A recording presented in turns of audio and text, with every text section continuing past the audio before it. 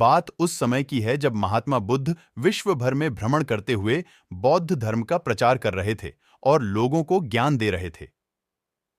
एक बार महात्मा बुद्ध अपने कुछ शिष्यों के साथ एक गांव में भ्रमण कर रहे थे। उन दिनों कोई वाहन नहीं हुआ करते थे, सो लोग पैदल ही मीलों की यात्रा करते थे।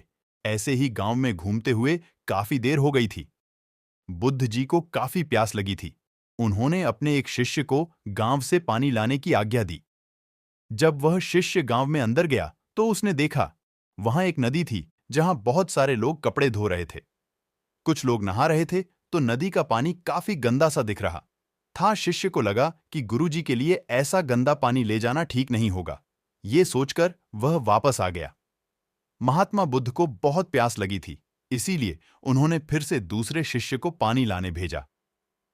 कुछ देर बाद वह शिष्य लौटा और पानी ले आया। महात्मा बुद्ध ने शिष्य से पूछा कि नदी का पानी तो गंदा था, फिर तुम साफ पानी कैसे ले आए? शिष्य बोला कि प्रभु, वहां नदी का पानी वास्तव में गंदा था, लेकिन लोगों के जाने के बाद मैंने कुछ देर इंतजार किया और कुछ देर बाद मिट्टी नीचे बैठ गई और साफ पानी ऊपर आ गया। बुद्ध यह सुनकर बड़े प्रसन्न हुए और बाकी शिष्यों को भी सीख दी कि हमारा ये जो जीवन है यह पानी की तरह है। जब तक हमारे कर्म अच्छे हैं तब तक सब कुछ शुद्ध है, लेकिन जीवन में कई बार दुख और समस्या भी आते हैं जिससे जीवन रूपी पानी गंदा लगने लगता है। कुछ लोग पहले वाले शिष्य की तरह बुराई को देखकर घबरा जाते हैं और मुसीबत देखकर वापस लौट जाते हैं। वह जीवन में कभी आगे नहीं बढ़ पाते। वहीं दूसरी ओर कुछ लोग जो धैर्यशील होते हैं वो व्याकुल नहीं होते और कुछ समय बाद गंदगी रूपी समस्याएं और दुख खुद ही खत्म हो जाते हैं।